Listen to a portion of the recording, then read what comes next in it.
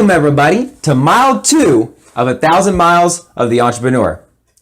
Today we dive right into the Elon Musk $62 a month challenge or $2 a day challenge and our first book reading of The Richest Man in Babylon by George S. Clason.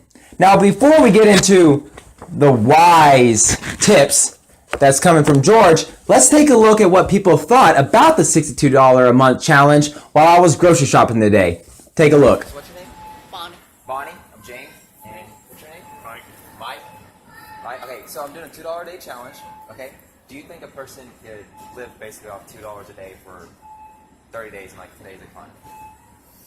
It'd be hard, probably. Really? I don't think so. You don't think so? If you only had $2 a day to spend, like what would you buy? Peanut butter's fast protein. Peanut butter. Peanut butter it is. What's your name? Christina. Christina, I'm James. All right. So basically the challenge is I'm living off $2 a day for the next 30 days. Okay. So my question is do you think that's possible? It's probably possible, but very hard. What would you buy? What would you eat, do you think? Probably go for like beans, rice, eggs, stuff like that. Pretty much everything that's in my cart right now. Yeah. Want to do the challenge with me? I have 2 kids. And First question is do you think that's possible? It depends on whether you can Oh, sorry. segment it. Like if you just have literally $2 a day, or you can use that budget. You know what I'm saying? What would you buy if you could do that? Like what would Puerto you? Rican wife, so rice and beans. That's rice and a, beans and some sort of meat, like a tuna or something like that. yeah. You're the first person that told me to buy meat, Yeah. and I'm actually thinking about it because right now I'm just looking at pinto beans and noodles. It's the only thing I've come up with so far. And you add it with the beans, so it just kind of makes it all up. Gotcha. Like if you use your $60 for your month as opposed to Just $2 a day. Yeah. Since you have a Puerto Rican wife, if I get in trouble, can I like call you? Yeah. So you give me some ingredients, some ideas. What do you think about making my own bread? Do you think that'll save me money as opposed to buying store-bought bread? Make a flatbread, which would be pretty cheap. You know what? I'm getting a lot of ideas from Jordan over here. Look at that, and some money to spare. Awesome. I'm doing a budget challenge. I only have $62 for the whole month. You think it's possible? To do 62, It's $2 a day. $2 a day. I mean, I'm sure it's possible. Do you think I have the right ingredients to survive off $2 a day? I'd say you're pretty close, yeah. Yeah.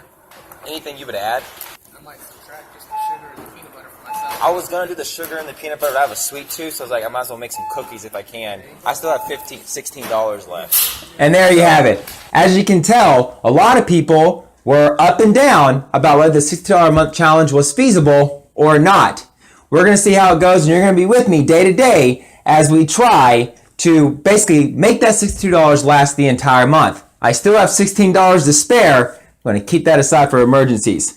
Now, first book reading of the day is going to be The Richest Man in Babylon by George S. Clason.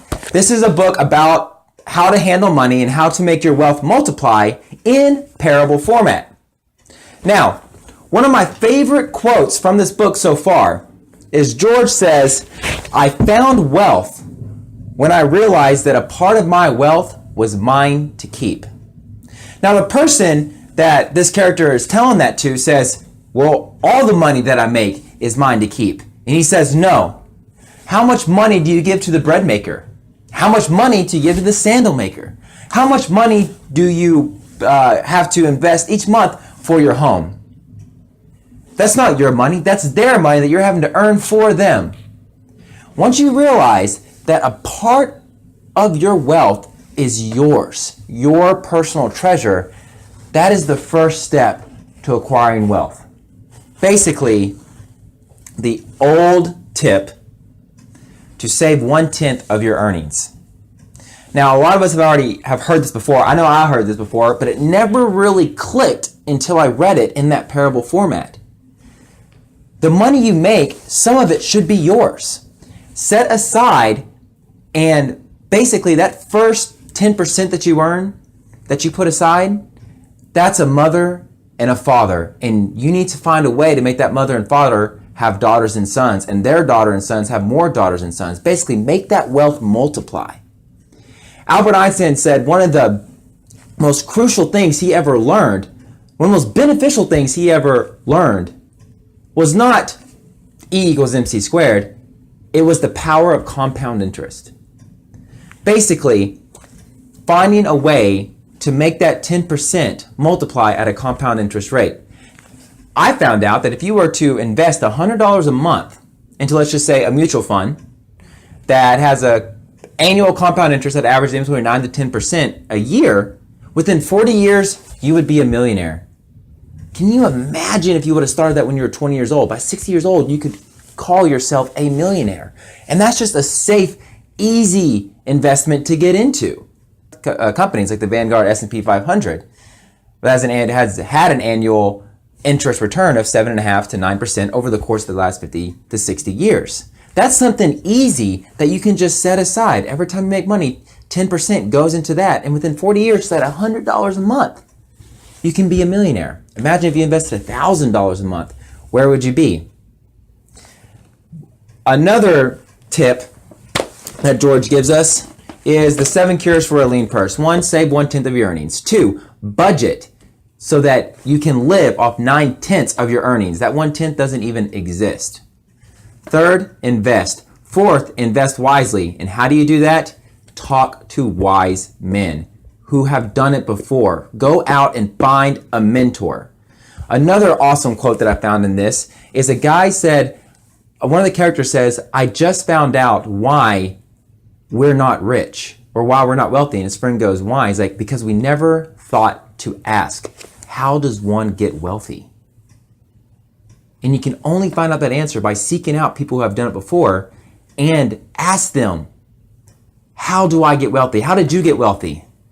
Can I work for you for free for an hour a day and you can just give me information? Because information is gold and information is power and knowledge is power. And that in itself is an investment.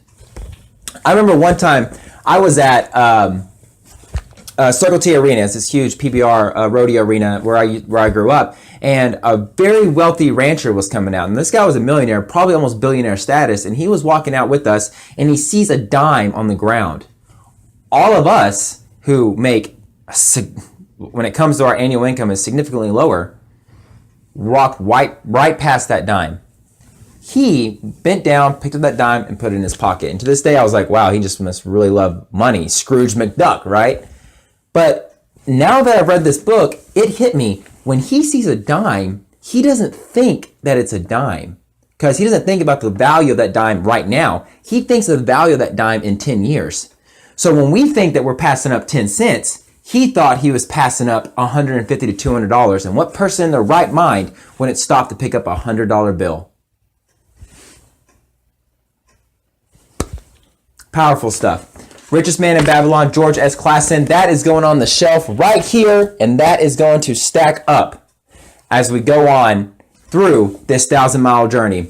Stay tuned for tomorrow as we read a little bit more of The Richest Man in Babylon and then get into Rich Dad, Poor Dad. We'll see you tomorrow.